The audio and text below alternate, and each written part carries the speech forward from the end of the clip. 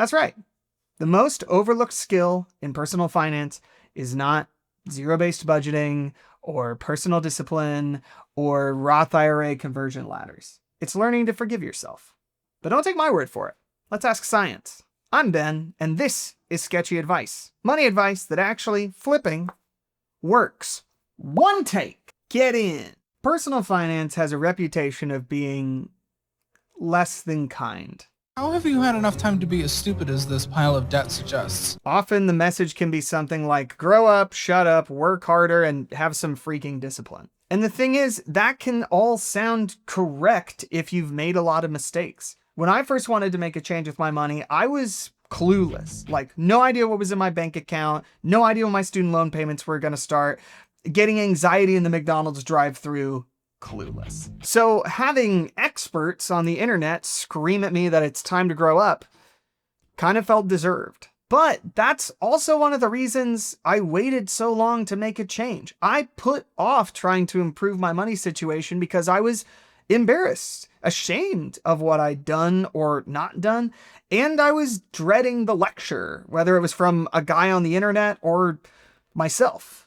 I catch myself falling into the assumption that if I'm too compassionate, if I'm too kind to myself, then that's just going to give me license to slip deeper into immaturity or sluggishness or whatever the problem is. So I need to be harsh with myself. I need to be strict with myself so that I don't do that. That's the only way I can improve. I might not like it, but that's what being a grown-up is. And it creates this weird kind of split brain effect. I think Elizabeth Phillips describes it really well in her video on problems with productivity culture.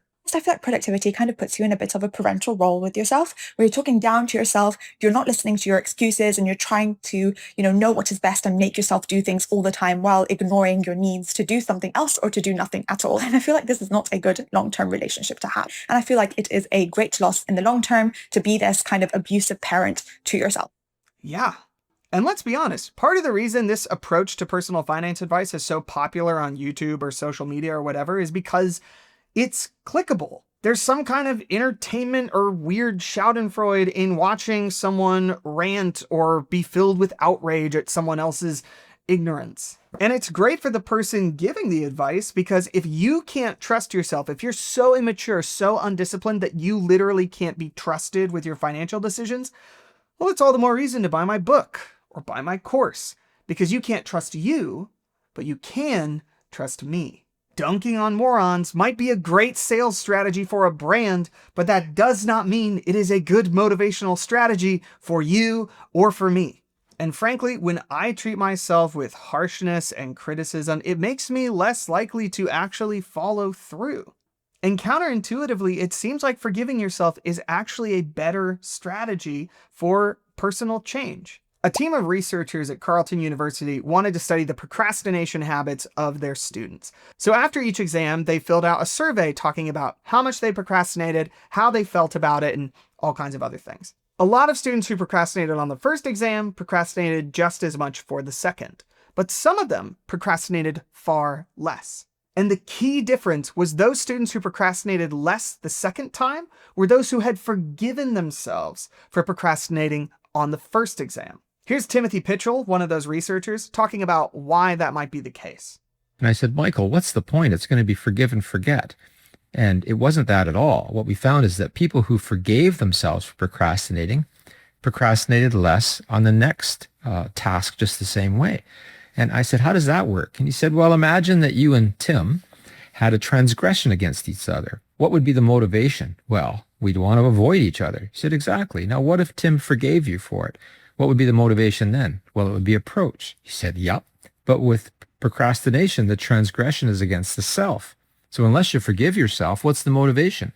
It's continued avoidance. You're more likely just to add to that guilt and even more stimulate those feelings of anxiety and self-blame. Self-blame is a huge part of the procrastination habit, and we have to be able to let go. So self-compassion and self-forgiveness are a really big part in this self-change process. That makes sense. The harsher we are with ourselves, the more likely we are to avoid the things that bring out that harsh parent in us. But if we are kind to ourselves, if we extend forgiveness to ourselves, we're more likely to try again. Now, I know some of you are thinking, okay, that's all well and good, but is forgiveness really a skill? If by skill we mean something you get better at as you practice, I think the answer is yes. See, I think there's a difference between excusing yourself and forgiving yourself. Excusing yourself is going, well, that was okay because blah, blah, blah. Or that didn't really matter because da, da, da. It's kind of wiping what you did under the rug and going, I think it's easy to do that, but it's usually not very genuine. Because sometimes what we did really does matter, and we really could have done better, and we wish we had. Forgiving yourself starts by acknowledging, yeah, I screwed up. Maybe it wasn't totally my fault, but I made a mistake, and I'm reaping the consequences of that mistake, and I wish I'd done something different. But I am more than my mistakes. I am not defined by the thing I did or didn't do. I can forgive myself for the mistakes I've made, and I can learn and I can grow. And when I inevitably make more mistakes, I can acknowledge that, I can forgive myself again, and I can keep learning and keep going and keep growing. That's not easy. It's something you need to practice. But if you can learn to do that, to turn off the harsh parental voice and be kind to yourself, that could be the thing that allows you to actually change. So here's a gentle challenge. It's not going on your permanent record, just consider it extra credit. If you've been avoiding something with your money, whether it's dealing with a particular expense or really looking at your debt situation or talking to your partner about something or making a budget or whatever, start by pulling out a piece of paper and just write down what you've been doing or not doing and why you've been doing that and how you feel about that. And when you're done with all that, at the very end, just try writing, "And I forgive myself," and try to mean it, and just see how you feel. Bye.